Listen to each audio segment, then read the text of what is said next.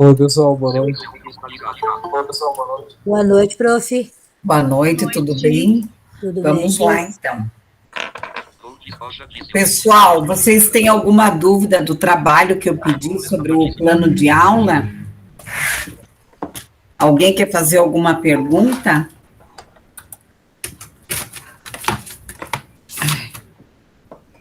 Deixa eu só ver aqui para que dia que é. Isso aí. Deixa me ver. Acho que é em setembro, né? Ah, dia 3. Dia 3 de setembro que eu pedi, né? Foi isso? Então seria para daqui 2 semanas, isso, professora? É isso mesmo, 3 de setembro. Passada? Eu não consegui assistir ainda a aula passada. Oi? Foi na aula passada que a professora passou? Não, acho que foi, né? Meu Deus, agora eu não lembro. mas eu já retomo aqui para vocês, espera aí. Agradeço, professora. O tema daí é a gente que escolhe mesmo e já constrói plano de aula? Eu já vou explicar, Bruno, só um pouquinho, tá? Agradeço. Eu explico novamente. Hoje deixa eu só me achar aqui na minha agenda. Hoje é 21, semana acadêmica, não. Hoje é 20, pro. Eu sei, Então, é dia 3 de setembro mesmo a apresentação do trabalho, tá? Pode ser em grupo, é um plano de aula, que vocês deverão de trazer uma proposta diferente, tá? Uma proposta diferenciada. Deixa eu ver se tem mais algum aluno perdido. Então, colocar lá o tema da aula, pode escolher qualquer tema, qualquer série, qualquer ano, vocês que vão escolher. Aí vocês vão colocar lá o tema, o objetivo geral, os objetivos específicos, os conteúdos, a metodologia, como que vocês dariam essa aula. Aí, dentro da metodologia, apresentar uma metodologia nova, uma coisa diferente, uma proposta de aula diferente, cada um na sua área, história, na área da pedagogia, na área de letras, pode ser literatura, vocês é que vão escolher. Eu coloquei lá na aula de vocês a BNCC, tanto a BNCC, se eu não me engano, da educação infantil e do ensino fundamental, quanto do ensino médio. E a avaliação, como que vocês iriam avaliar, e as referências, as fontes, da onde que vocês retiraram essa proposta, essa aula. Ok? Se alguém quiser aplicar essa aula, eu estou numa escola, eu posso aplicar, ou eu tenho lá uma criança, um sobrinho, e você quiser aplicar a aula, você fica à vontade, pode aplicar, sem problema nenhum. Tá? Mais alguma dúvida sobre o trabalho? Daí fica a critério de vocês é que vão escolher, eu deixei bem à vontade. Pode ser um tema contemporâneo? Pode ser um tema... Eu tinha sugerido 4, mas tudo bem, pode ser até 5, sem problemas nenhum. Vocês não terão que entregar nada por escrito, nada por escrito. Vocês vão colocar... Vocês vão fazer os slides. Tá? Apenas os slides lá, certinho. Coloca no slide. A Vilma, não sei, Vilma, se a Vilma for fazer sozinha, daí ela não faz os slides, ela só explica para nós Qual é a ideia dela, do trabalho dela, da aula dela. Então, é uma aula diferente. Os temas são abertos dentro do centro de interesse de vocês, o ano de interesse de vocês, o pessoal da pedagogia, nós vamos trabalhar na educação infantil, na pré-escola, no primeiro ano, no segundo ano, enfim. Ok? Alguma dúvida, pessoal? A mais? Eu tenho. Pois não. Nós, assim, de história, na verdade, a Cris, a Kathleen e eu pensamos não num plano de aula específico, mas um plano de um projeto interdisciplinar. Daí são várias aulas que a gente vai inserir. Tudo bem, professora, fazer assim? Não de uma aula só, mas de um projeto que dura ali um semestre? Pode ser, sem problema nenhum. Na realidade, pode ser. Eu não pedi projeto, porque eu não trabalhei ainda o projeto interdisciplinar com vocês.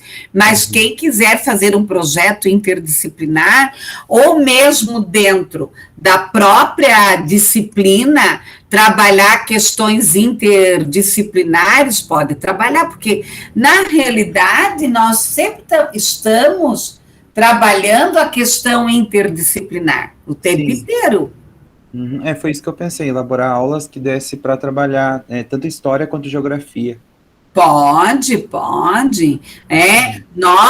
O pessoal da educação infantil, o próprio, por exemplo, letras, quem for trabalhar língua portuguesa, você trabalha várias questões. Hoje, dentro da própria matemática, da língua portuguesa, você tem textos matemáticos.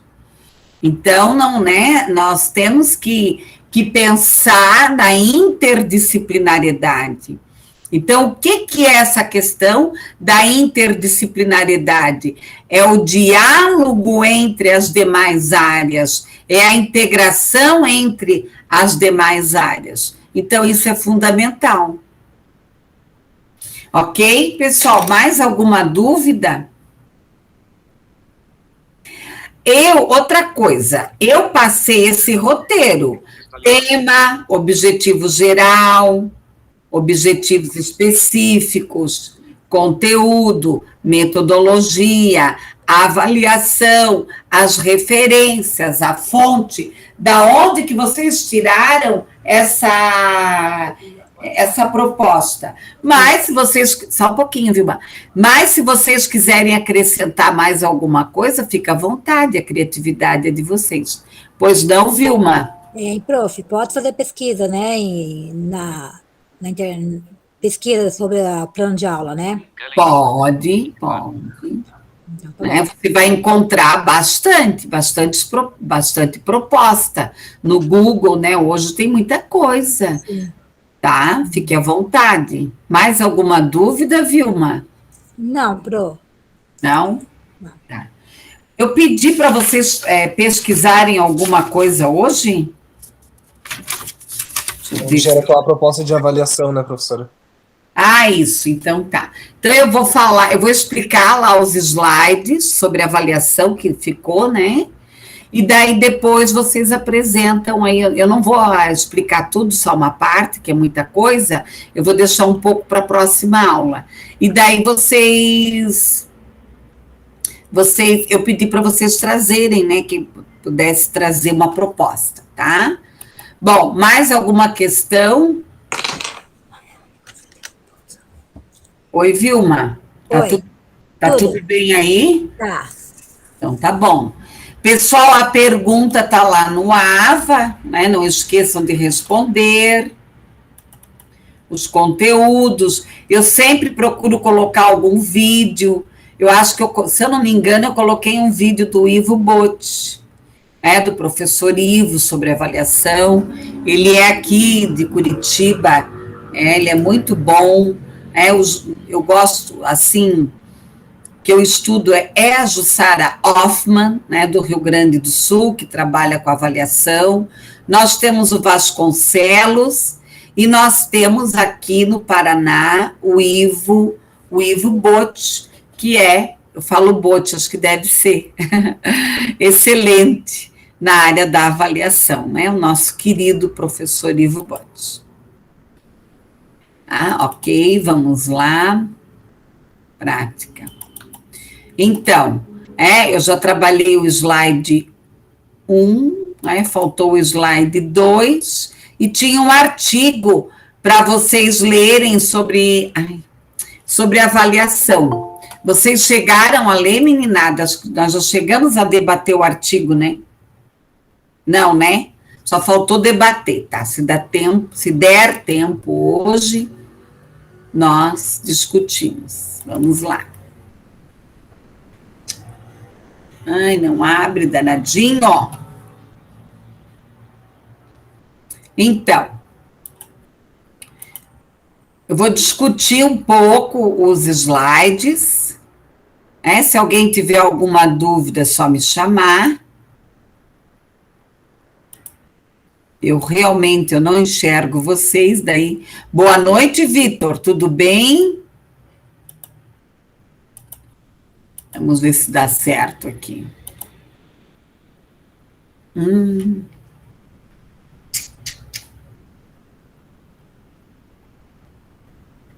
deu.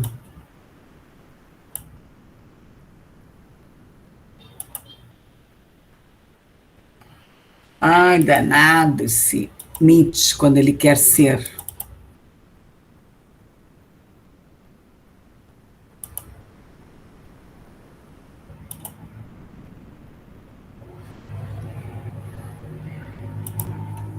Só um pouquinho, pessoal. Ó. Ele não está querendo abrir, só um pouquinho. Vocês olharam lá? Alguém assistiu o vídeo do professor Ivo Botti? Não? É bom assistir os vídeos, né? Sempre nos ajuda aí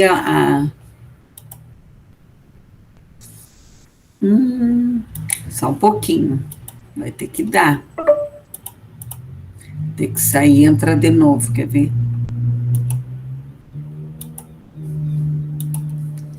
Ou.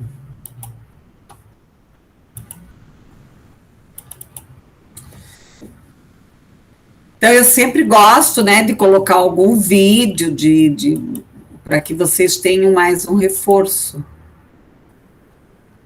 Agora deu.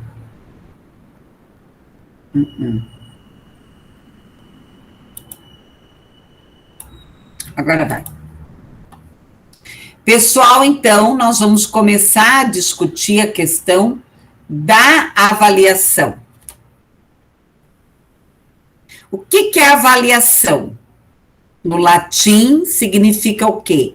Atribuir um valor, um mérito, um determinado objeto.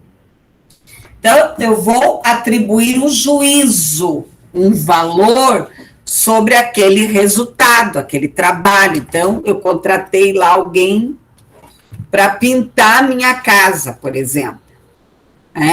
Daí, o que eu vou fazer?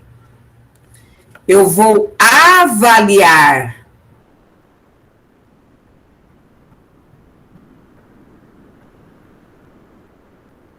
tá? Eu vou avaliar aquele trabalho, tá? Aquele trabalho. Pessoal, só um minuto. Só um minutinho, tá?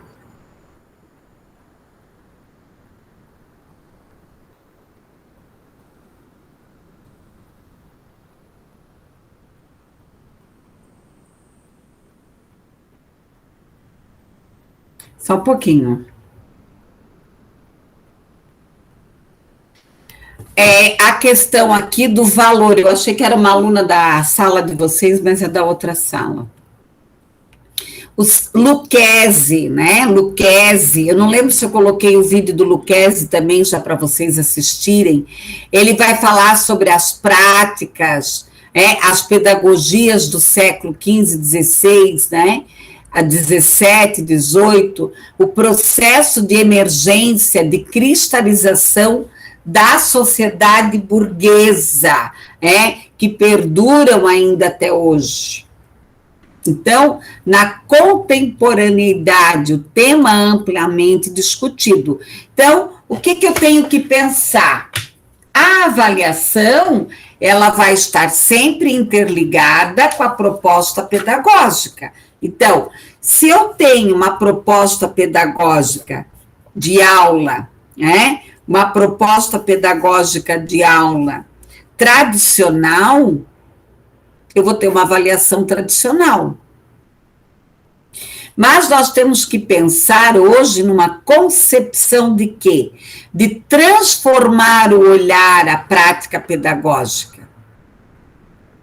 Então, eu preciso superar o quê? O que nós discutimos, estamos discutindo desde o início, superar o quê? A escola tradicional, práticas autoritárias, práticas que humilham o estudante, que diminuem, que trabalham a baixa estima. Não, nós precisamos, colegas, trabalhar exatamente o contrário, práticas que vão reforçar o quê? A autoestima, a autoimagem. Então, cuidar com a punição. Eu preciso buscar um trabalho democrático, tá? Democrático. A avaliação, ela deve ser um processo relacionado ao quê? A uma prática pedagógica preocupada com o quê? Com a promoção do ser humano, não com a diminuição desse ser humano. A avaliação, ela vai trabalhar o quê? Ela vai avaliar o quê? Nós temos, claro, a avaliação institucional, a avaliação dos professores, mas a avaliação do estudante, eu vou avaliar o quê? O desempenho, tá? O desempenho desse estudante no que se refere a quê? Ao ensino da aprendizagem. A lógica, então a lógica tradicional, a escola tradicional, o que ela vai fazer? Ela vai mensurar, ela vai somar. Ela vai dizer, você tirou 2, você tirou 3, você tirou 4, você tirou 5, sem fazer o quê? Uma contextualização, sem fazer uma autoavaliação. Todos nós precisamos sermos avaliados. O professor também precisa ser avaliado. Bom, dentro desse processo de aprendizagem, nós temos o quê? Avaliação contínua. Então, se nós olharmos na prática, no dia a dia, às vezes o processo de avaliação, não só referente à escola, o ensino, ela é muito injusta. Ela é injusta. Às vezes o melhor aluno do curso não se destaca. Às vezes, puxa, eu me esforcei, eu fiz tudo, eu participei da aula, eu assisti, tudo que a professora pediu eu fiz, e eu fui mal. Eu tinha uma aluna no curso de psicologia, há muitos anos atrás, que, olha, não foi fácil, tá? Não foi fácil. Não foi fácil. Por quê? Porque ela, olha só, ela não assistia a aula, ela só vivia no celular. Naquela época a gente pegava bastante no pé, se o aluno ficava no celular, e ela gabaritava a prova. E não era só a minha prova, a prova de todo mundo. Eu ficava louca. Quando eu ia lançar a nota dela, eu ficava brava. Eu dizia, puxa, mas essa estudante me incomoda, me incomoda essa danada, e ela ainda, gabarita a prova. Tá? Olha, e hoje, outro dia eu estava olhando ela no Instagram, pensa, ela está bem em destaque o trabalho dela, sabe? Ela é... E daí vai entender, né? Vai entender. Mas era a maneira dela aprender. Ela ficava ali. E saía da sala, ia para lá, né? Daí era bem uma época, assim, que lá na Uniandrade tinha vários inspetores, os alunos não podiam ficar fora da sala, né? Então, era uma confusão. Bom, pessoal, nós temos que pensar no quê? Numa avaliação contínua, continuada, que eu vou trabalhar aqui os conhecimentos, as atitudes, as aptidões, os estágios do desenvolvimento da aprendizagem. Então, o processo de avaliação, ele precisa ser o quê? Um processo de reflexão sobre a aprendizagem, a prática pedagógica, análise das dificuldades de aprendizagem. Como eu venho falando para vocês, eu posso ter um estudante que tem o quê? Dificuldade de aprendizagem. Eu posso ter um estudante que tem o quê? Transtorno de aprendizagem. Ou uma deficiência. Então, ele pode ter uma deficiência, ainda ter um transtorno e ainda ter dificuldade de aprendizagem. O que é essa dificuldade de aprendizagem? Então, esse estudante, ele pode não ter nenhum laudo. Ele pode não ter nenhum laudo. Nenhum laudo. Mas ele não vai bem em matemática, ou ele não vai bem em ciências sociais, ou em ciências naturais, ele tem alguma dificuldade. Então, é necessário fazer uma avaliação. Qual é o papel, segundo Libânio? Nós temos aqui já, eu trouxe Lucchesi, eu trouxe Libânio, eu comentei da Jussara Hoffmann, Vasconcelos, Ivo Botti. Então, são pesquisadores estudiosos no Brasil, no processo de avaliação. Libânio vai dizer o quê? Que a avaliação, ela tem 3 principais funções. Primeiro, o pedagógico didático. O que é esse pedagógico didático? Ela vai fazer com que esse professor pense na sua prática pedagógica. Puxa, isso não deu certo. Fui dar uma aula de história, trabalhei a estratégia linha do tempo, não deu certo.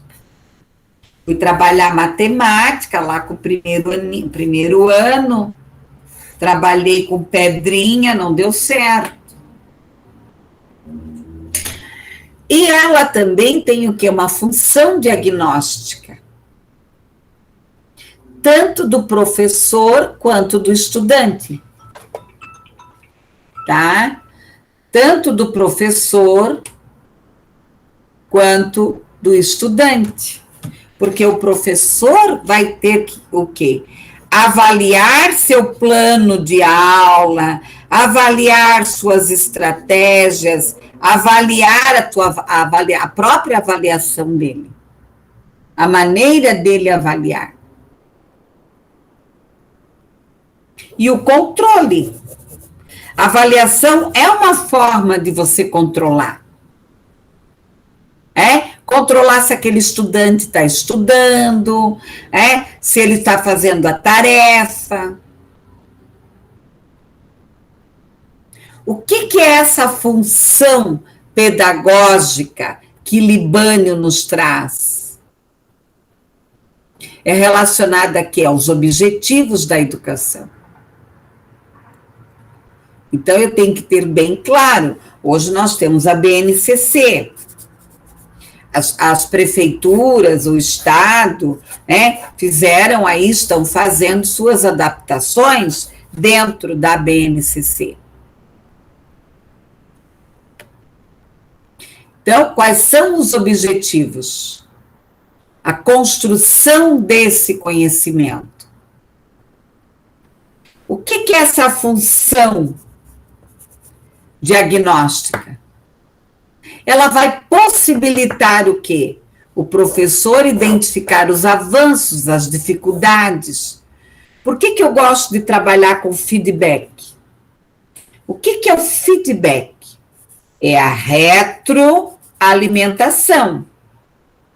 Que, inclusive, eu faço isso na universidade, com todas as turmas que eu trabalho. Tem alunos que falam, professor, eu detesto.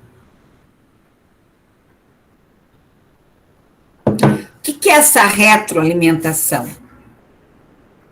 É para que o estudante pense, para que o estudante pense se realmente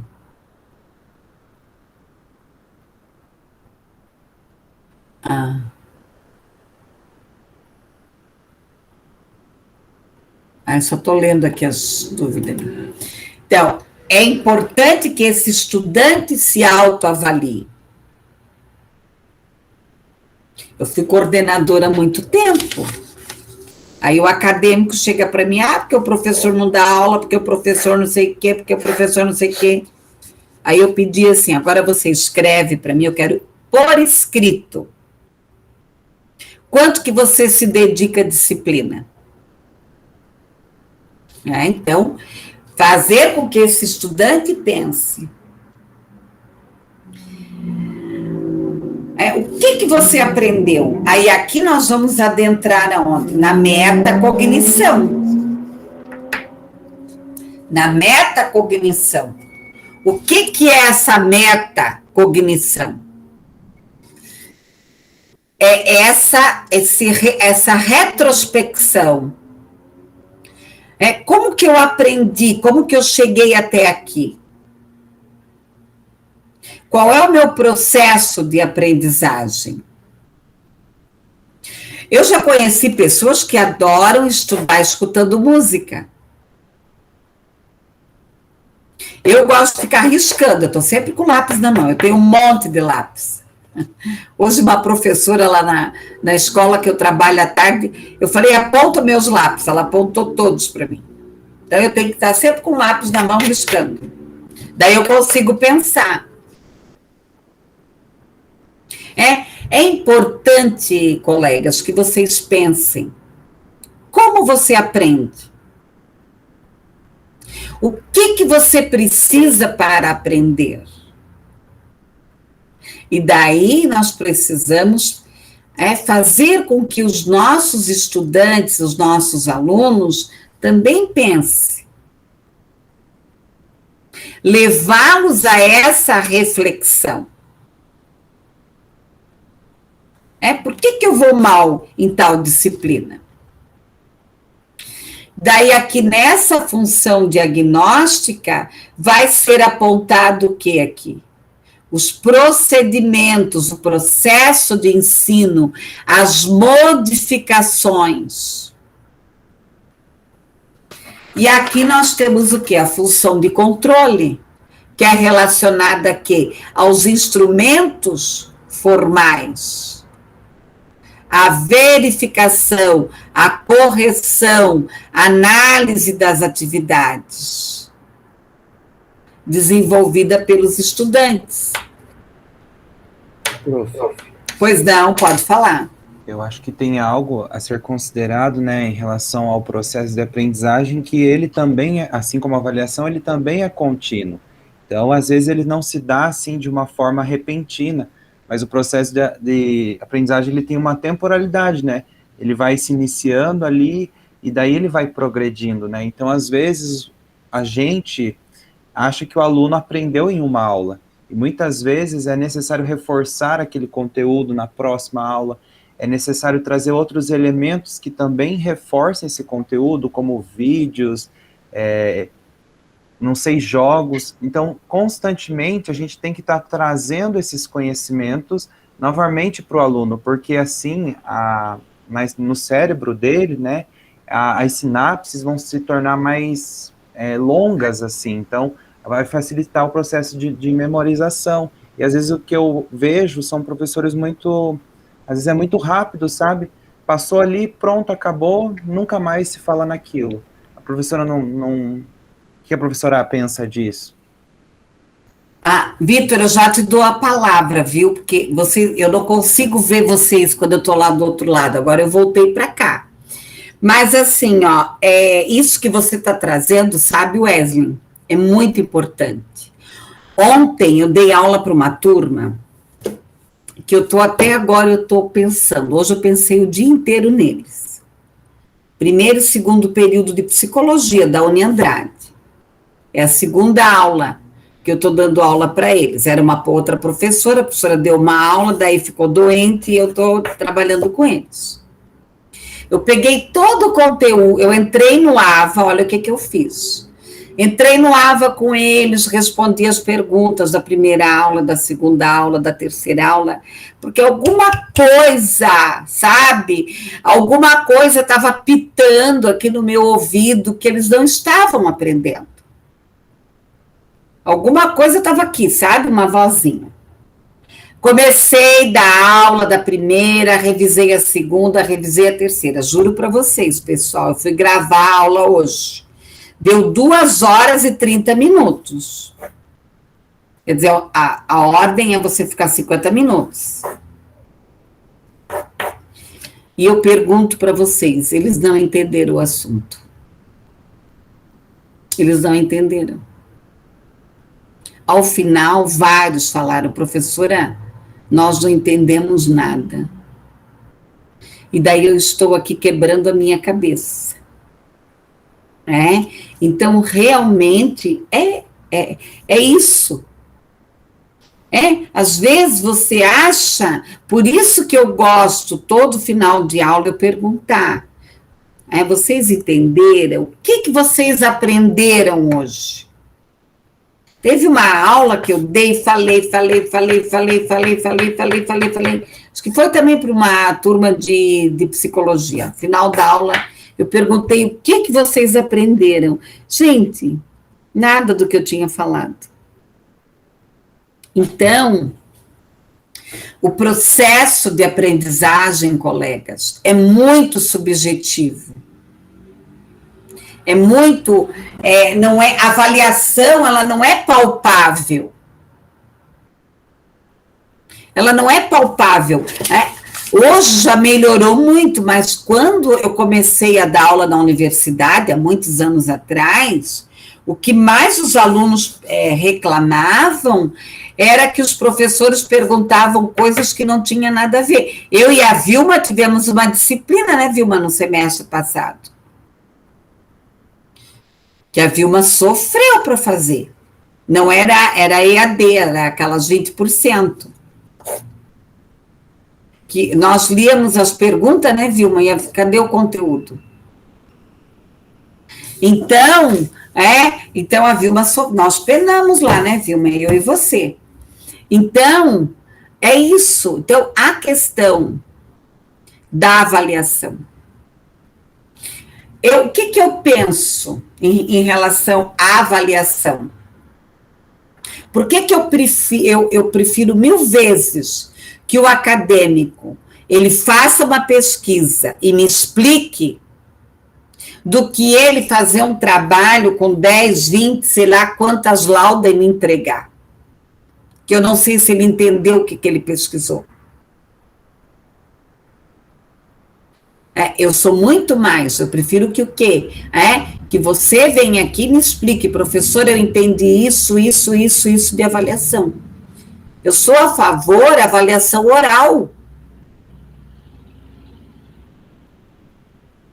Fazer um debate.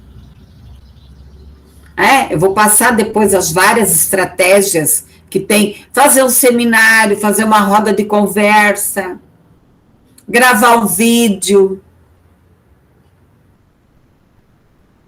fazer uma peça de teatro, fazer um cartaz, um painel, uma feira. Então, isso que você traz, né, Wesley, é fundamental. Cada aula que eu termino, eu penso, será que esses estudantes que estão lá do outro lado, será que eles estão aprendendo? Pode falar, Vitor, eu te deixei um tempão aí parado. Fale, Vitor. Tudo bem, prof? Tudo? Me conte.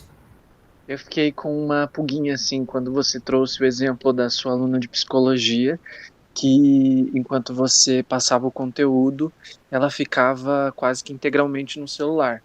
E aí isso gerou uma preocupação da sua parte, né, em relação à aprendizagem dela, e no final das contas, dentro da avaliação metodológica, né, não sei se era quantitativa ou diagnóstica, mas acredito que fosse de forma democrática, ela conseguiu atingir a nota acima do esperado.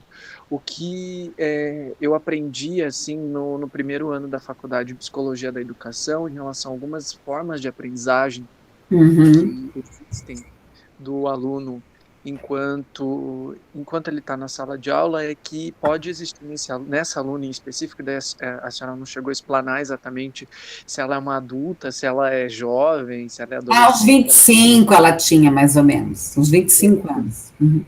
Por vir, né, da área de psicologia e também muito da nossa base de leitura, e que muitas vezes tem professores que não se atentam, claro que muitos professores se atentam para a questão comportamental, que é o que muito se avalia em sala também, independente da conjuntura, essa aluna que você traz, ela já demonstrava um certo comportamento em que ali ela estava tentando compensar, né, talvez alguma timidez, né, eu não vou dizer com todas as letras o que pode ser, mas talvez alguma timidez ou uma forma de canalizar o que ela não conseguia expor da forma como a maioria aprendia, e aí através do celular, enquanto ela estava ali, ou entre aspas, distraidamente, ela acabava aprendendo.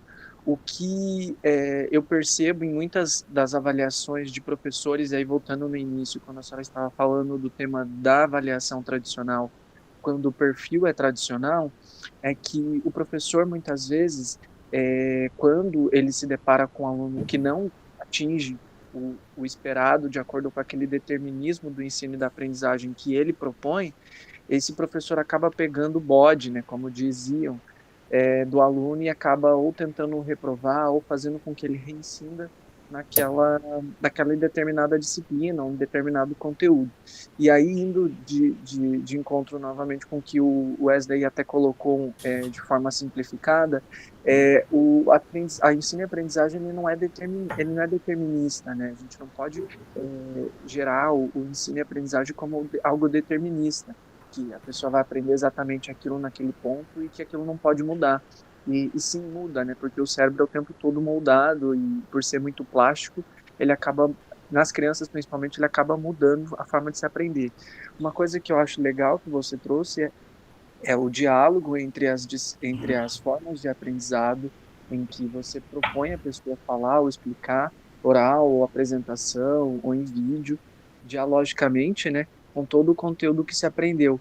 E isso faz com que, por exemplo, esse aluno não só exponha a forma como ele aprendeu, mas que ele também demonstre esse aprendizado dentro do contexto da escola ou da onde ele esteja inserido. Isso faz bem para ele, porque volta também com o início que você falou, que não faz ele se sentir com baixa estima, né, dentro da escola. Ele tem uma autoestima em relação ao que ele está aprendendo, assimilação de conteúdo. E não é uma abordagem opressora, é uma abordagem que não deprecia, né, a forma dele estar aprendendo, mas que, pelo contrário, motiva, o faz ele se desenvolver e o desempenha na sua capacidade. Ok, Vitor, muito obrigada pelas suas contribuições, né? Wesley também. Mais alguma questão, Vitor? Não, eu acho assim, que a gente, né, como professor, a gente vai acabar avaliando muito o comportamental dos alunos, mas eu acho assim, que tem muitos professores, eu vejo isso em escola estadual, por exemplo, do estado, que pegam bode do aluno por um determinado comportamento. Pegam birra, né? E assim, a gente tem que trabalhar com os alunos problemáticos, né, antes de tudo, porque aqueles que já aprenderam, que estão aprendendo e que tem uma forma fácil do aprendizagem, da forma como você propõe na tua metodologia, tá ok, eu sempre falo isso. E aqueles que são problemáticos é que a gente tem que dar um pouco mais de atenção. E aí não basta ser só didático, só pedagógico, né? Tem que ter um que a mais para poder trazer, porque a gente não sabe. Quando não tem um laudo, por exemplo, médico dizendo que ele tem algum transtorno, que ele apresenta algum tipo de deficiência ou alguma dificuldade específica cognitiva, isso vai, vamos dizer assim, dificultar o trabalho do professor, do educador, mas ao mesmo tempo é um desafio da forma como você vai sempre aprendendo você mesmo com esse aluno as formas de abordagem necessárias para poder sempre melhorar a forma desse ensino que você está passando, essa aprendizagem contínua, esse ensino de aprendizagem contínua. Uhum. Já dou a palavra para você, Bruno. Então, tudo isso que você trouxe é fato, né? É fato. Eu tinha uma aluna no RH, eu dava aula no curso aí lá numa outra instituição, no RH, eu trabalhava psicologia, alguma coisa assim.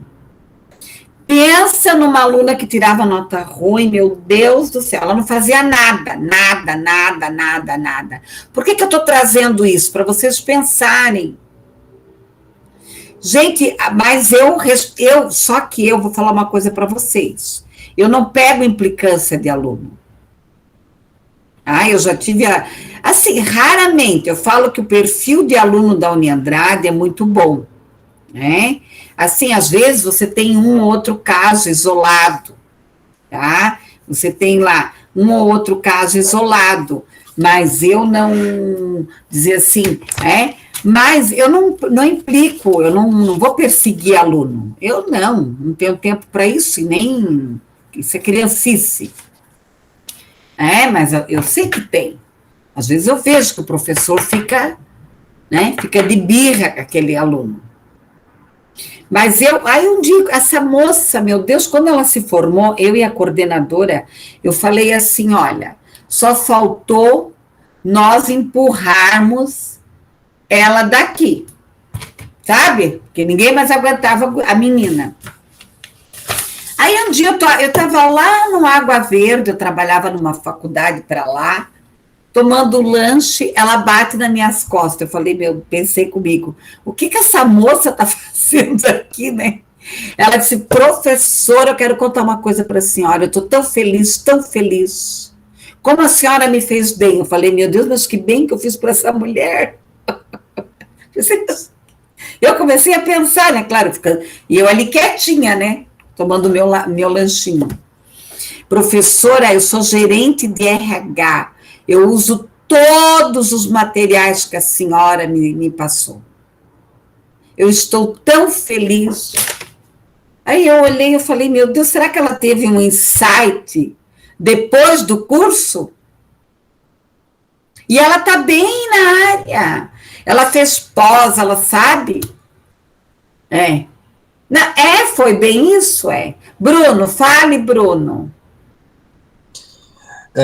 Eu acho que nessa questão que o Vitor trouxe, professora, entra bem o diálogo nosso sobre avaliação, né?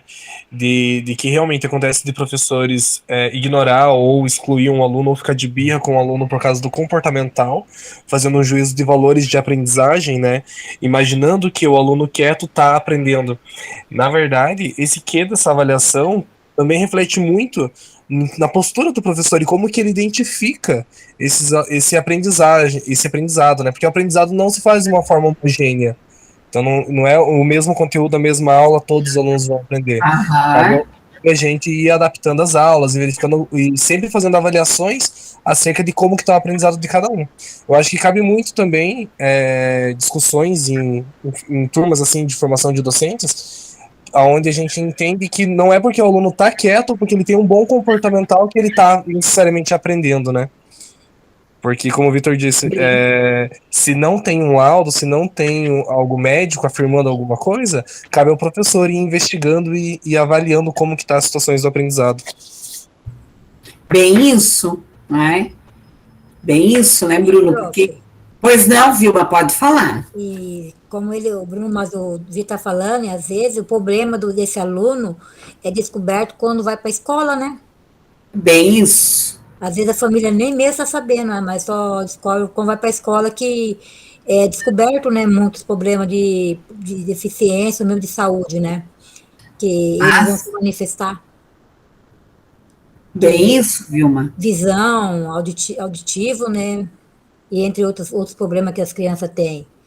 Que se interagem com outros alunos, né? Que daí que vão perceber. O professor fica mais atento, né?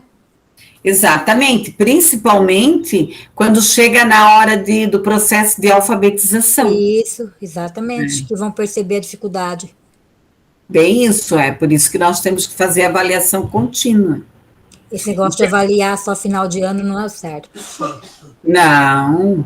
Tem que ser avaliação contínua. Eu estava pensando hoje, que eu estava escrevendo meu trabalho aqui, eu estava pensando, vai avaliar só no final do semestre ou uma vez por ano, não é o certo.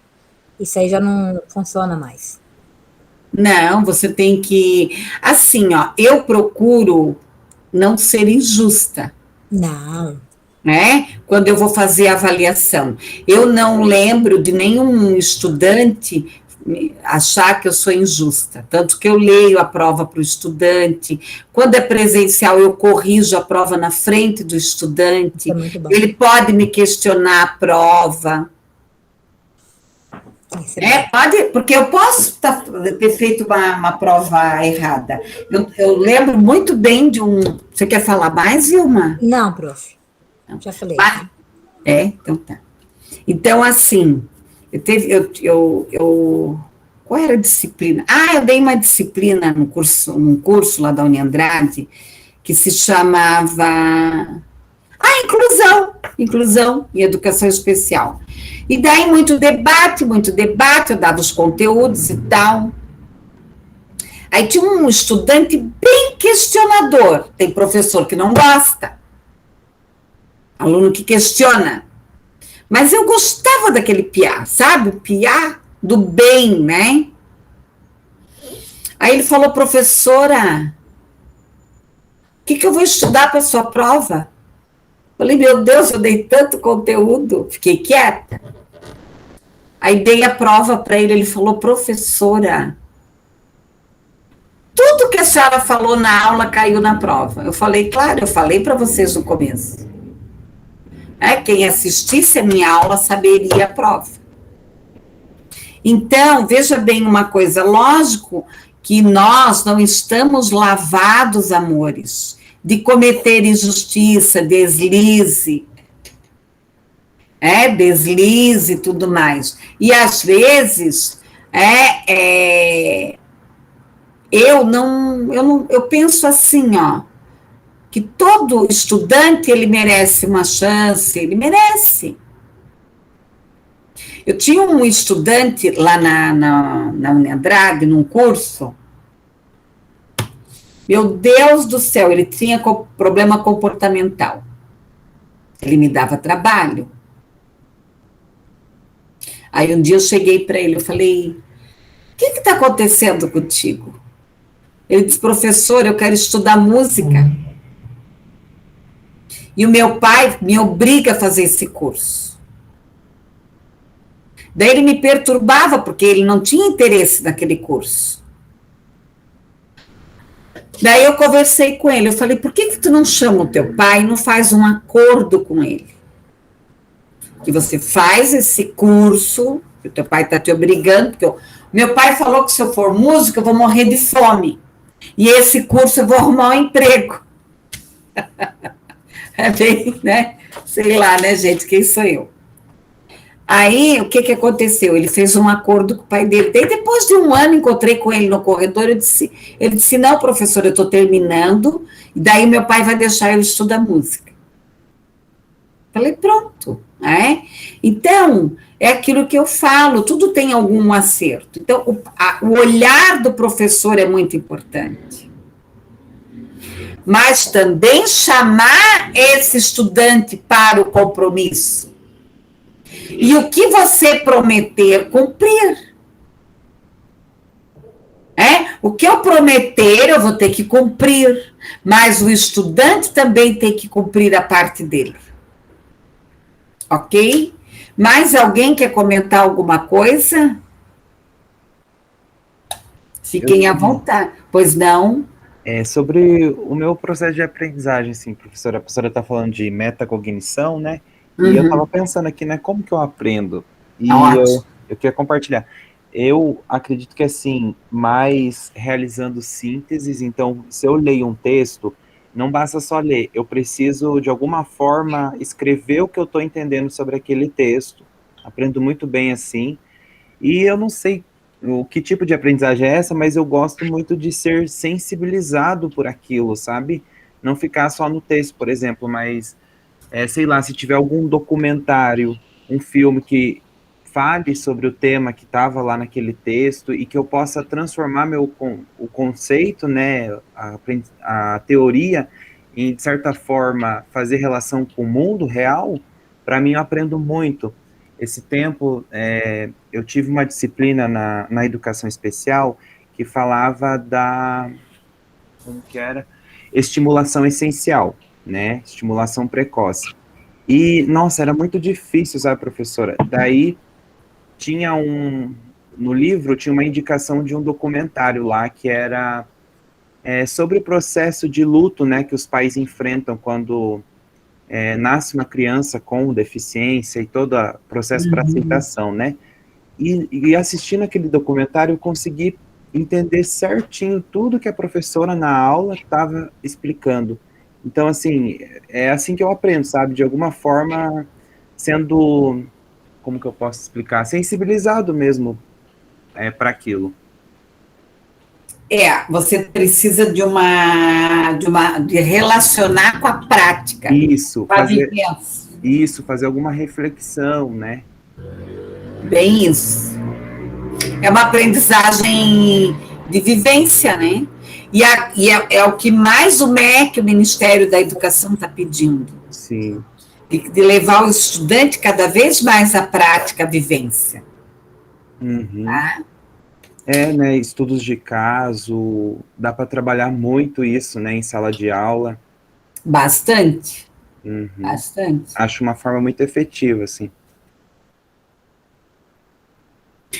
Sim, né, Cris, com a questão da aprendizagem e da prática. E outra coisa, quando eu peço para fazer trabalho, eu gosto de deixar o tema livre.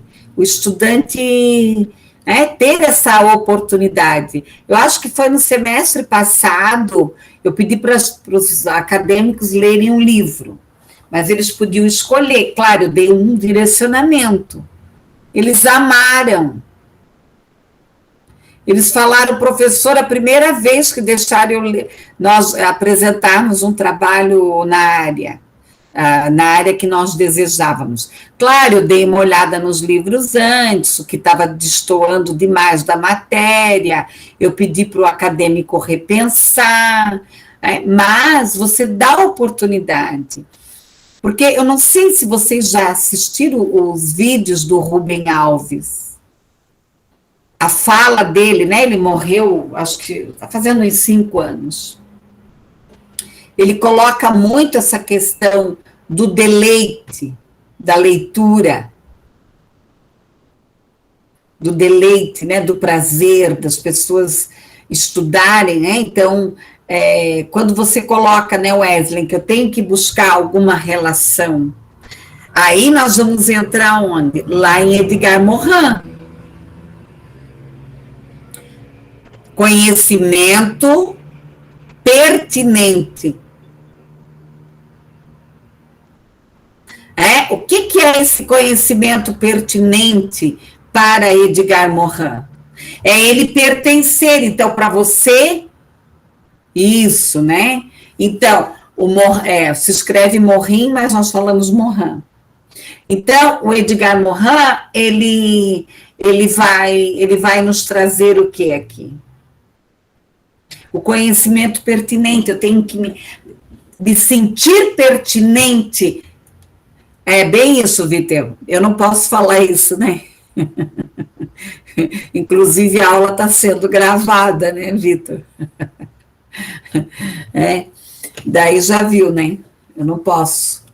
Mas assim, Vilma é uma palavra que não se fala, tá, Vilma? É uma palavra feia.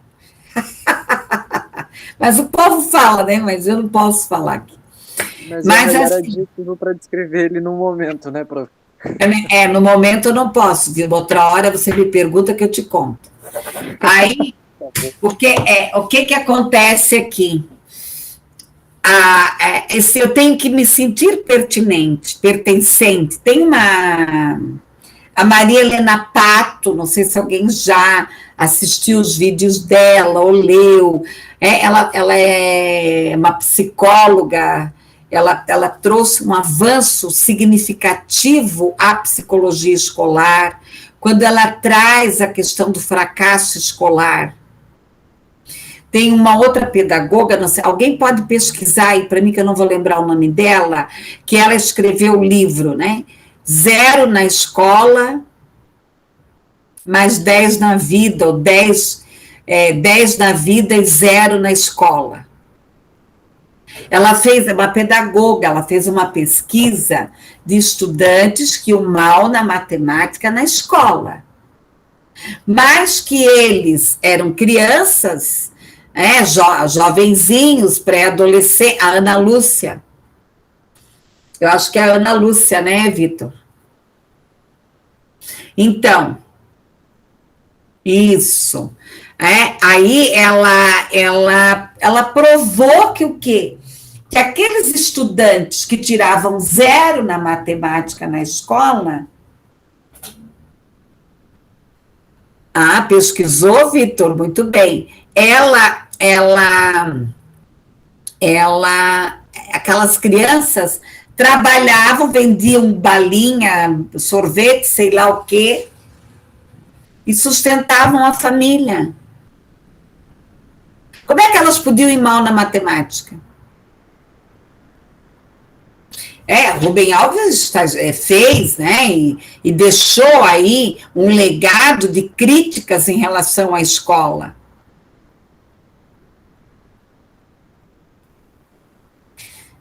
Ele conta, né, num dos vídeos dele, porque ele também ele escreveu livros para médicos, para professores, e escreveu livros para criança.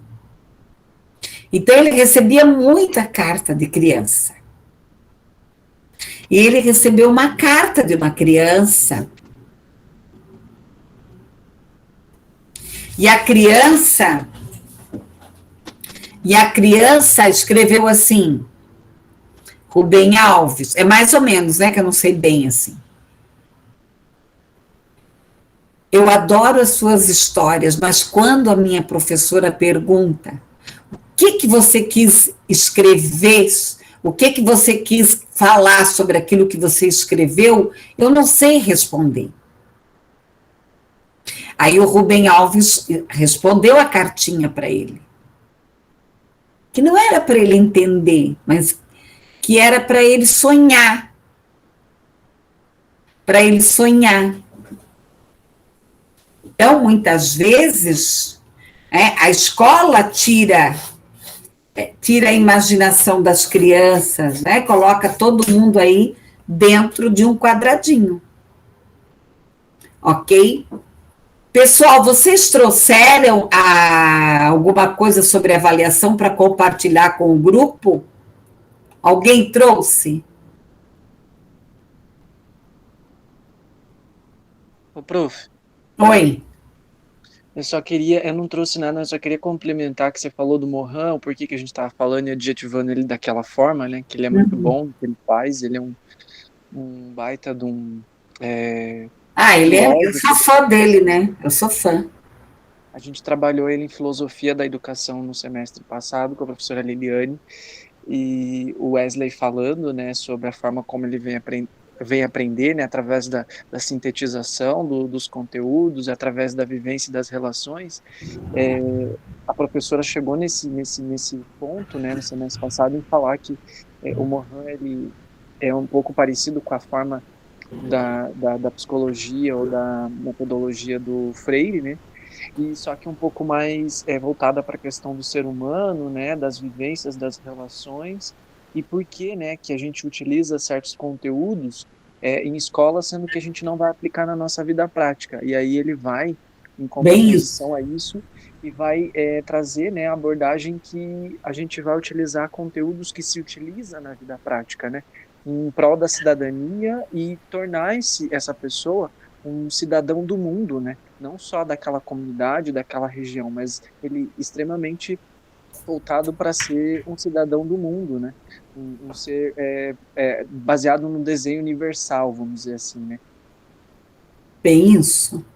Mohan vai um pouco mais longe, porque ele traz a questão da teoria da complexidade, ele vai um pouco mais longe, mas né, o Paulo Freire tem, né, toda essa questão da ação, reflexão, ação, de trabalhar a realidade, o concreto, né, a leitura do mundo. Prof. Pois não. Sobre a avaliação, tem uma charge muito legal, pena que não sei se dá para mostrar aqui, mas enfim. Eu vou parar aqui um pouco a apresentação, só um pouquinho. Tá bom. Pronto, daí então agora eu vou parar ali os slides para que vocês possam estar trazendo aí o que eu pedi. Não sei se alguém trouxe, vai apresentar, então pode começar, Wesley. Peraí.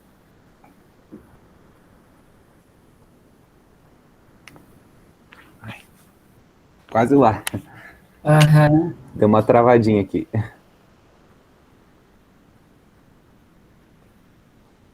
Se alguém quiser falar na minha frente, enquanto destrava. Pessoal, quem mais trouxe? Quem pesquisou alguma coisa sobre avaliação? Meninada, vamos lá.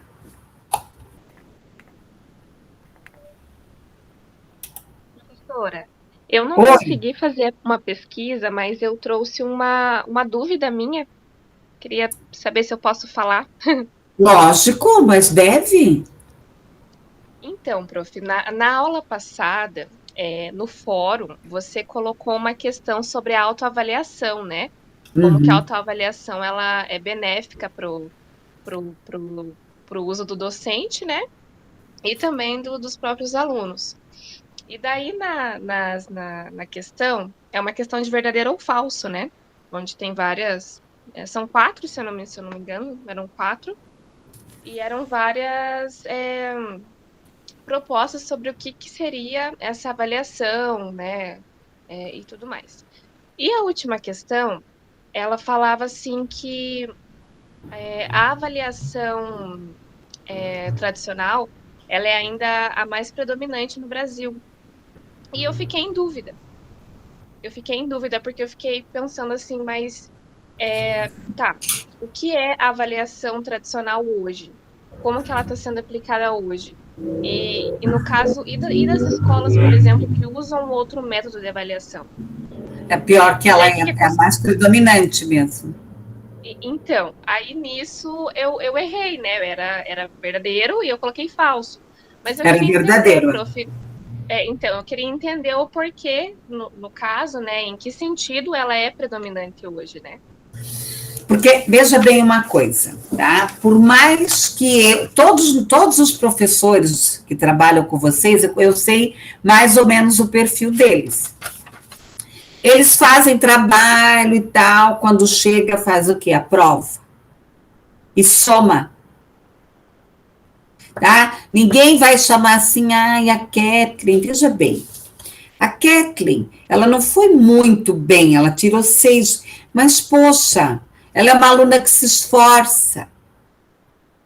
Tá? Então, por mais que a maioria das escolas falam que a avaliação é diagnóstica, que a avaliação é formativa, ela é classificatória. O próprio Enem, o próprio ENAD, ela é classificatória. Hoje, se você for fazer um concurso, é classificatório. Então, por mais que uma escola, ela se inove, ela tenha propostas pedagógicas inovadoras, quando chega na hora da avaliação, a maioria é tradicional. É com as notas, e não dá, exatamente. Se vocês pensem comigo, pensem comigo. Nós, os professores, né, eu sempre falo que o curso de literatura, os cursos de licenciatura da Uniandrade sempre tiveram excelentes professores. Alguns se aposentaram já, algumas colegas nossas. Nós tivemos a professora Marise, que morreu, né, já faz uns 2 anos, que era excelente. O professor Dalton, né, também, que trabalhava nas licenciaturas e tal. Mas, quando chega na hora,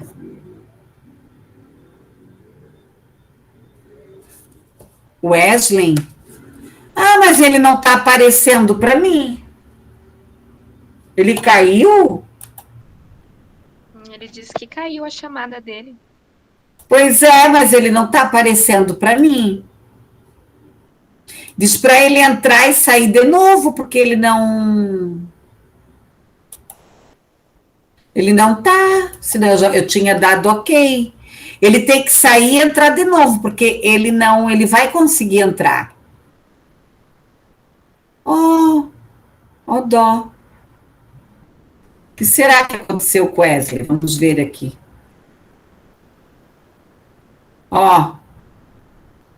Wesley, não está aparecendo para mim que você está me chamando. Você sai e tenta entrar de novo. Estranho. Pessoal, fiquem aí que eu vou sair também. Eu já volto, não saiam, tá? Wesley, eu também vou sair. Espera aí para ver se ele consegue entrar.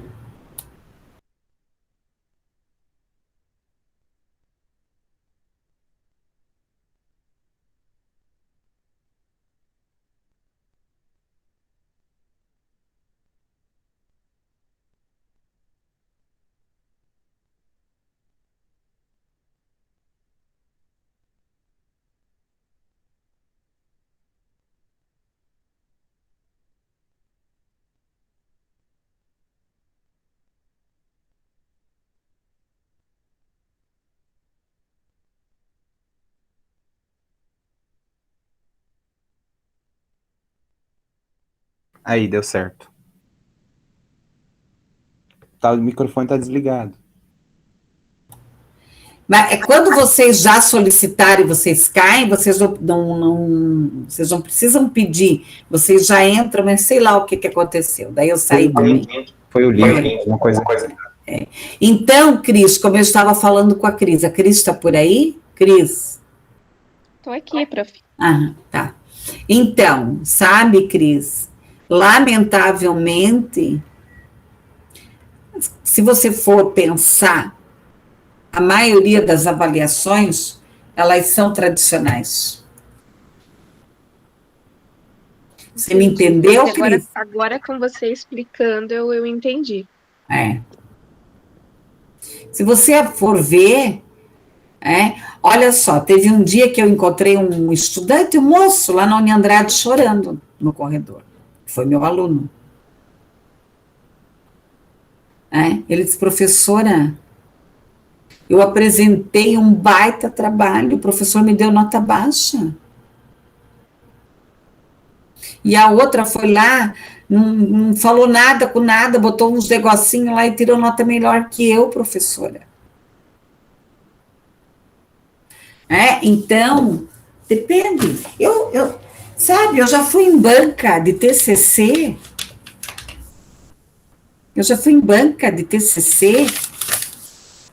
E você vê que o trabalho não é bom.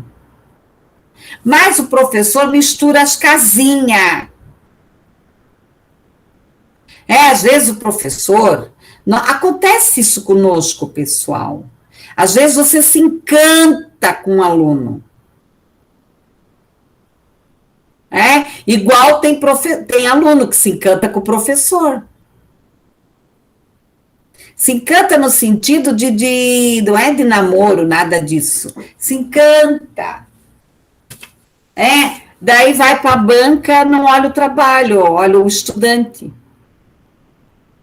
Então, tem muita subjetividade por trás de uma avaliação.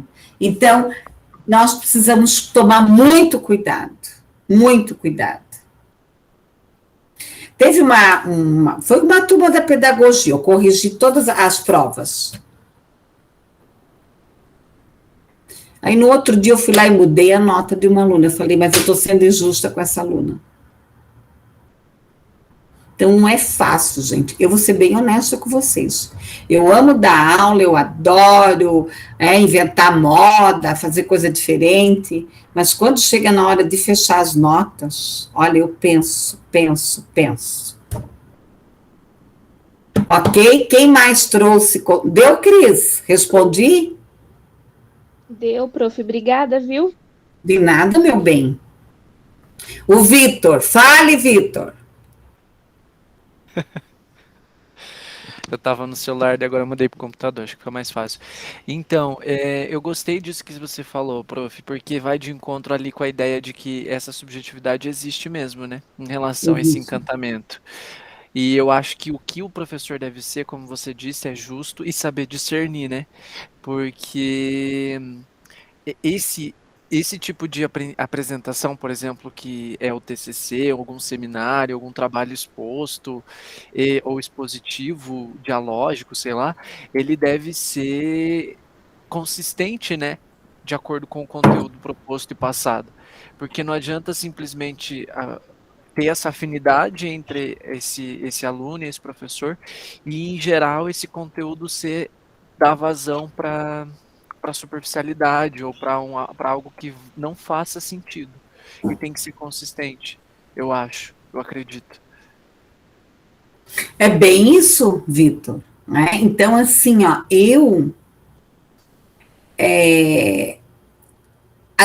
às vezes eu vejo atitudes de colegas, falando no geral, quem sou eu para pré-julgar alguém? Mas, sabe, massacrar aluno, perseguir aluno. Gente,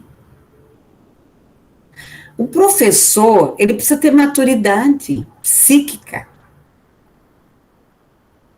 Vou dizer para vocês, tem turmas que gostam da gente, tem turmas que não gostam, tem turmas que... outro dia eu falei para uma representante de uma turma, ela disse, professora, os alunos, falaram, gostam da aula da senhora, eu falei, que bom. Eu falei, mas eles têm que estudar, não adianta eles só gostarem de mim. Ela começou a rir. Não, você vai, eu peço esses feedback aí, a formação humana do professor, isso mesmo. A professora, começou na primeira aula, foi bem lá que eu trabalhei. Nós temos que ter maturidade egóica. Eu não posso entrar numa discussão com um adolescente. Bem isso, Cris. Eu tenho que ter poder egóico. Eu tinha uma aluna no curso de pedagogia, não da Uniandrade, de uma outra instituição que eu trabalho, que ela me agredia. Toda aula ela me agredia. Toda aula. Mas ela tinha vários problemas. Ela teve problema de pedofilia, um monte de coisa.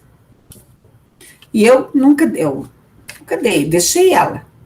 E ela estava em ADP, olha, juro para vocês, quase todas as disciplinas. Comigo ela nunca ficou. Eu sempre chamava ela e dizia, olha, vamos, e ela, tudo que eu falava, ela me questionava. Mas é isso, professor, por isso que eu falo, o professor tem que entender uma coisa. Que a sala de aula tem muita transferência, tem muita subjetividade. Então, às vezes, o estudante ele não está agredindo o aluno. Aliás, o estudante não está agredindo o professor, ele está transferindo alguma coisa. Eu tinha um secretário da educação lá em Santa Catarina, eu trabalhei anos com ele. Ele dizia assim, professora, cuidado. Ele gostava muito de mim, ele me admirava, ele já era o senhor, e eu também o admirava. Como secretário da educação, e ele, gente, ele começou a dar aula lá no meio do mato, sabe? Ele ia lá na educação rural, né? Foi um professor que começou a dar aula lá para criança lá no meio rural. E virou secretário, teve um monte de cargos, né? E tudo mais, um homem muito inteligente, ponderado, mediador. E um dia ele falou assim, cuidado, professora, porque a sala de aula pode ser transformado, o professor pode transformar a sala de aula num palco de guspe e de recalque. Descarregar as suas frustrações, os seus recalques para os alunos. E aí começa o campo de guerra. Né? E daí começa o campo de guerra. E aí nós temos que tomar cuidado. Porque quem não tem frustração? Quem não tem frustração? Todo mundo tem. Ok, pessoal? Wesley, queres apresentar? Quem mais? Sim, posso. É bem isso, Cris. E eu sempre pergunto para os alunos, eu estou descarregando a minha frustração em vocês? Eu pergunto. Outro dia eu pergunto para os meus irmãos, pode apresentando, Wesley. Eu peço feedback. Eu tenho um sobrinho que ele me dá cada feedback, fala tia, maneira, tia. Vamos lá.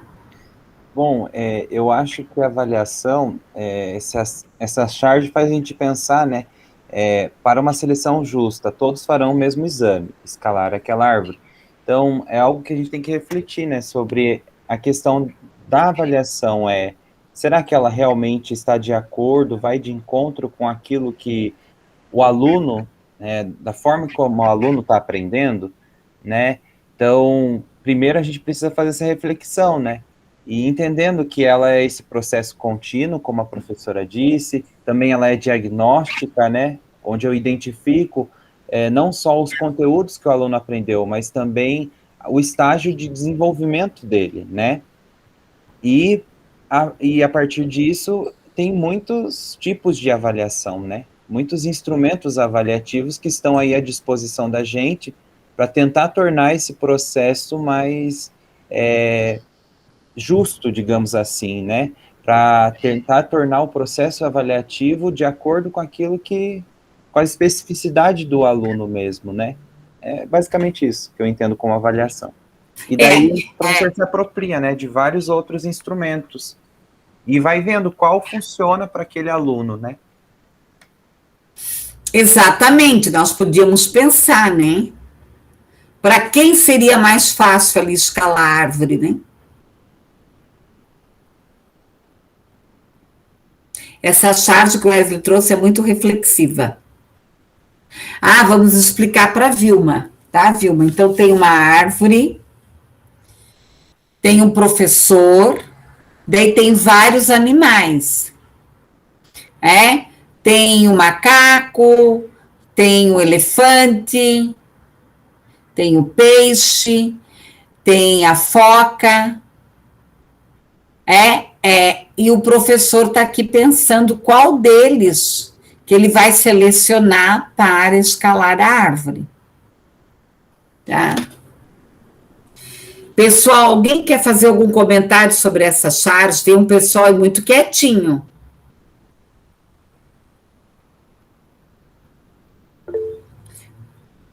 Fala, Vitor. Eu vou começar a sortear o pessoal para falar aí. Porque só senão eu vou falar, a maioria aqui fica mais quietinho. Mas eu queria escrever, na verdade, mas daí como é mais fácil falar, acho que fica melhor. Essa charge, ela remete a muita reflexão que a gente deve pensar enquanto avaliação diagnóstica. Porém, eu acredito numa avaliação equitativa, que vai basear-se na equidade. Além da igualdade, além da inclusão, tem que ter equidade. Sim. Porque nem todos nós temos os mesmos acessos. Por exemplo, eu não tive acesso, quando eu era pequeno, à internet, a grandes recursos, por exemplo, materiais ali para eu poder estudar. Eu estudava na raça, vamos dizer assim. E quem tinha? Então, assim, a gente tem que pensar nessa equidade, além da igualdade, além da inclusão, né? Porque, querendo ou não, nós temos condições psicossociais, econômicas, classificatórias também, que fazem a gente, que corroboram ali na forma como a gente vai tendo esse aprendizado. E eu acho, assim, muito interessante a gente pensar que tem pessoas que saem de meios extremamente pobres e que são raçudas na hora de aprender ali e conseguir alcançar o determinado objetivo escolar, né, no ensino e na aprendizagem, enquanto aqueles que têm acesso a certo. Eu estudei em colégio particular, estudei em colégio público, e eu tive contato com essas duas relações, né? E a gente vê o quanto que existe de diferença na forma como se dá essa equidade, se dá essa avaliação que é diagnóstica, que é essa avaliação contínua, e que não é baseada somente, que muitas vezes é só baseada na quantidade, né? E aí eu tô falando do fator econômico também. É um ponto a se levantar, mas eu não queria gerar tanta polêmica assim, mas eu acho que é mais ou menos por aí, sabe? A gente tem que pensar numa avaliação que seja equivalente, porque se é um aluno que vem de um lugar... Pode ir falando, que eu quero achar um livro, pode ir falando, continue.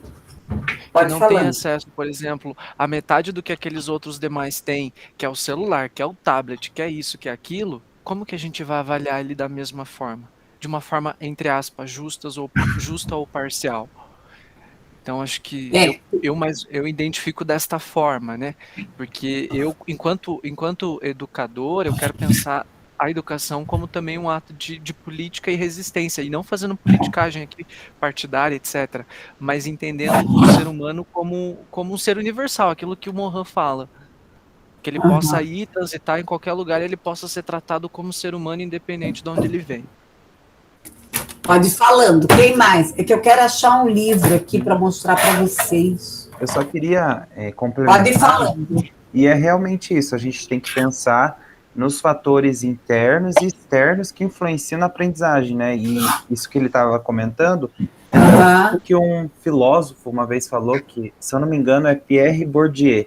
Ele vai falar Isso, que ele vai falar da questão da violência simbólica e, enfim, ele vai trazer que os alunos, né, têm acesso ao mundo cultural de uma forma muito desigual. Então, por exemplo, um aluno que vem de uma classe social mais favorecida, que tem acesso a livros, a quadros famosos, enfim, frequenta esses ambientes, né, digamos assim, cultos, na hora dele ir para a escola, a aprendizagem dele vai ser, às vezes, muito maior e que um aluno que, às vezes, não tem acesso a esse mundo. Então, o que o professor tem que tomar cuidado é que público eu estou falando. Às vezes, uma palavra que o professor fala não faz parte do universo cultural do aluno. Daí traz aquela palavra difícil, o aluno fica, o que será que ele quis dizer? Então, acho que é uma coisa que a gente tem que pensar, né? Que existe essa desigualdade aí por trás. Exatamente. Eu queria achar um livro da Maria Helena Pato sobre o fracasso escolar. Ao final do livro, tem vários depoimentos de estudantes em relação às humilhações que os professores fizeram com eles. Justamente por isso, por a questão, né, das diferenças culturais, da falta de acessibilidade. O que eu tenho acesso? Eu lembro tão bem, eu trabalhei numa escola aqui no Barreirinha, não, no Bragantina, aqui para trás, eu não vou lembrar agora. E eu fui dar aula de literatura. Não tinha livro naquela época, a prefeitura tinha, o prefeito tinha transformado as bibliotecas tudo em farol. E a escola quase não tinha, o farol tinha uns livros, assim, muito. Aí eu cheguei para o diretor, pedi para ele comprar Ruth Rocha, Ana Maria, e ele me deu R$700 naquela época, a escola me deu, eu fui nas livrarias Curitiba, mas eu vim com uma caixa de livro feliz da vida. E fui para a sala de aula, pensa que os alunos tiveram interesse? Foi a maior decepção da minha vida. E eu, aquele almanaque da Ruth Rocha, adoro literatura, eu amo literatura. Eu trabalho com a literatura infanto-juvenil. E eu lá olhando. E daí eu peguei e falei, eu vou fazer uma pesquisa. Era estudantes de 6º ao 8º ano, naquela época não tinha o 9º, era 8º. Bem isso, Cris, eu amo essa livraria. Aí o que eu torrei aquele dinheiro, pensa, R$700, naquela época era muito dinheiro. Claro, eu prestei conta, lógico. Aí, Cris, eu cheguei, aí eu fui fazer uma pesquisa.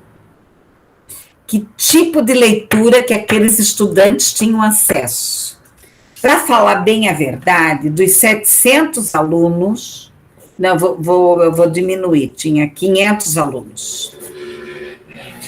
Só 2 estudantes tinham acesso a algum livro, alguma coisa. Sabe o que era?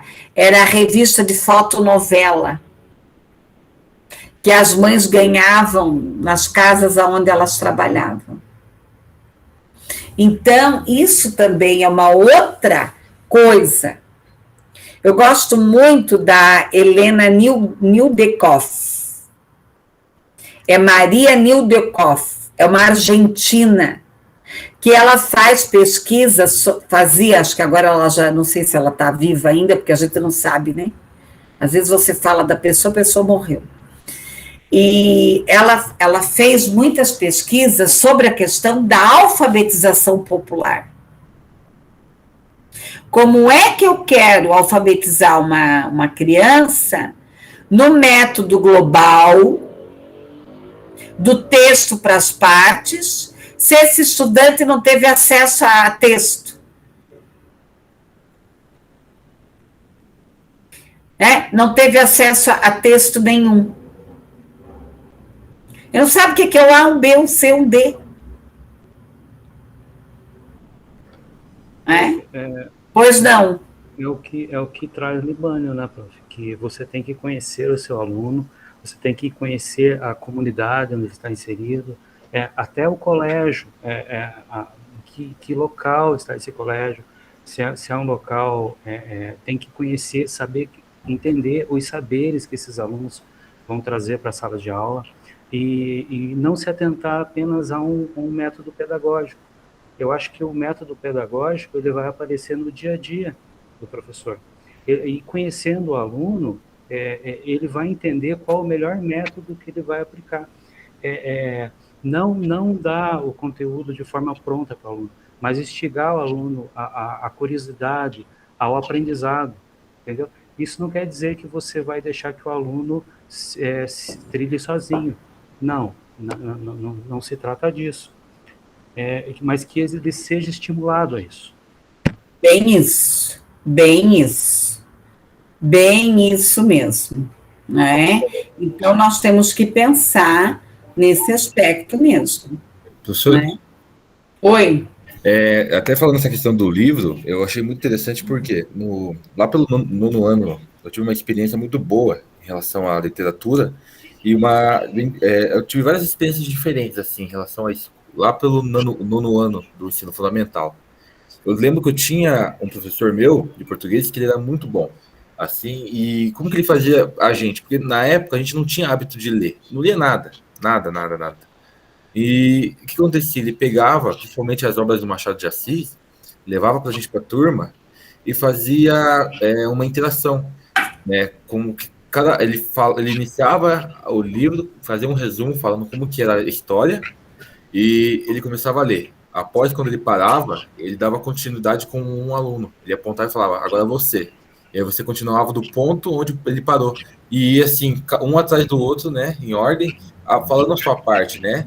E isso é legal, porque como ele era um professor meio humorado, ele misturava um pouco da questão do humor, até ele falava assim, se vocês quiserem, podem criar até um personagem, a voz do personagem, né? E a gente gostava de zoar, né, brincar, então a gente inventava uma voz engraçada, e isso fazia com que a gente gostasse de ler. Então ele apresentou muito o Machado de Assis.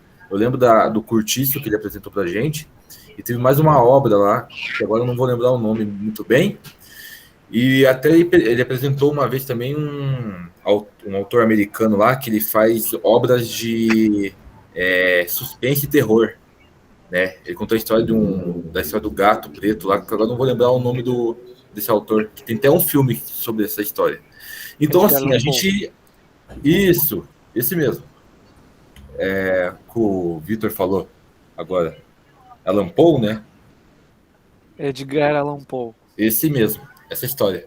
É muito legal a forma que ele interagia com a gente. E eu já tive outras experiências de, tipo, a professora levava só na biblioteca e falava, cada um pega um livro aí. A gente não se interessava por isso na época. Então, o que a gente fazia na biblioteca? Em vez disso, nós ou cochilava, ou ficava conversando e dando risada.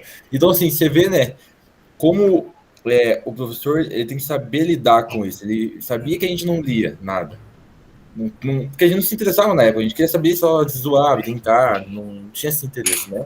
Então ele pegava de uma forma mais introvertida, de uma forma mais interessante e aplicava dentro de sala de aula. E fazia com que a gente trabalhasse a nossa leitura, né? A dinâmica. Então foi muito interessante essa experiência.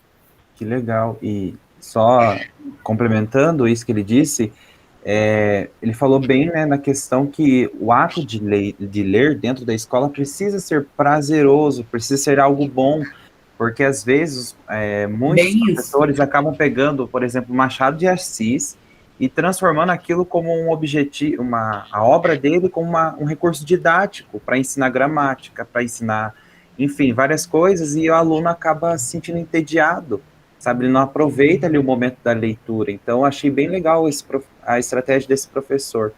E também tem uma outra questão, é que nossa cultura não valoriza isso. Quando eu era criança, professor, eu amava ler. E meu espaço, assim, preferido na escola era a biblioteca. Só que eu me sentia um estranho, tipo um peixinho fora d'água.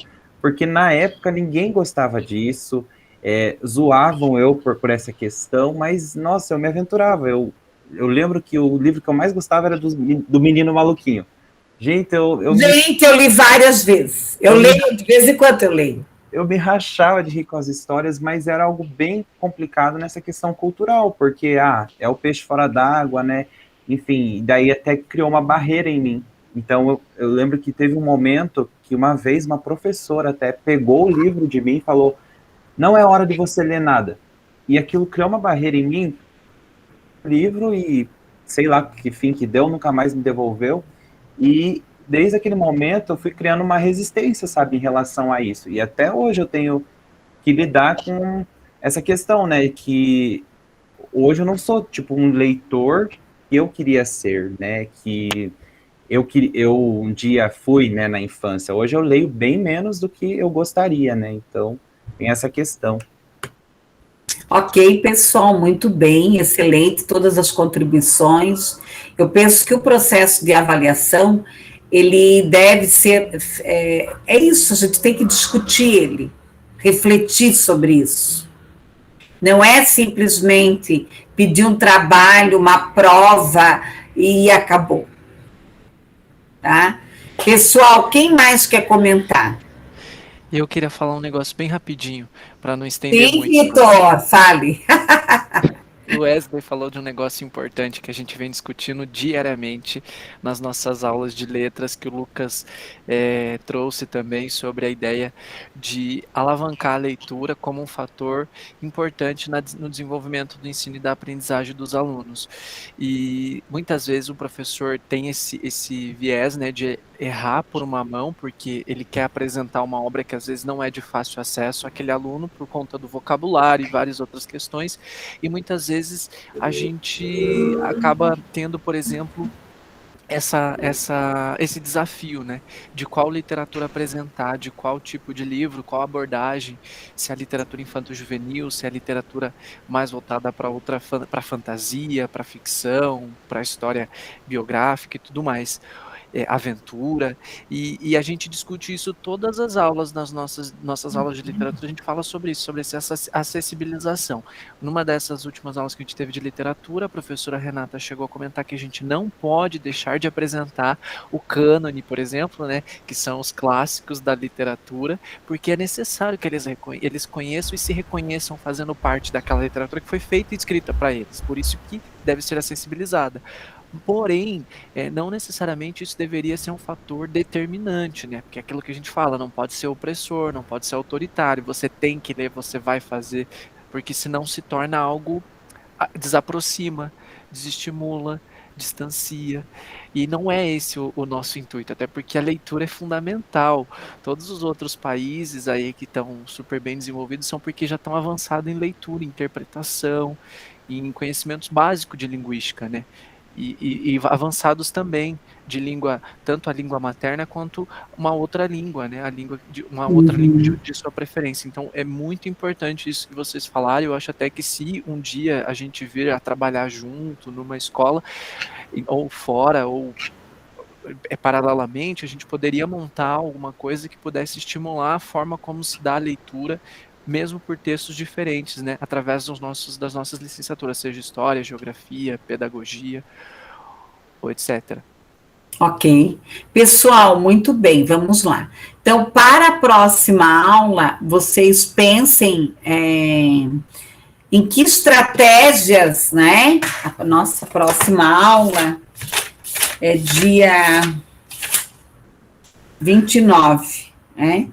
Então, que estratégias de avaliação, né? O que eu posso utilizar para avaliar um estudante? Tá? O processo de aprendizagem dele. Pessoal, o que vocês aprenderam hoje? É dia 27, isso mesmo, dia 27. O que vocês aprenderam? O que foi bom hoje para vocês? Como é que foi a aula para vocês? Se vocês têm alguma sugestão, alguma crítica, fiquem à vontade.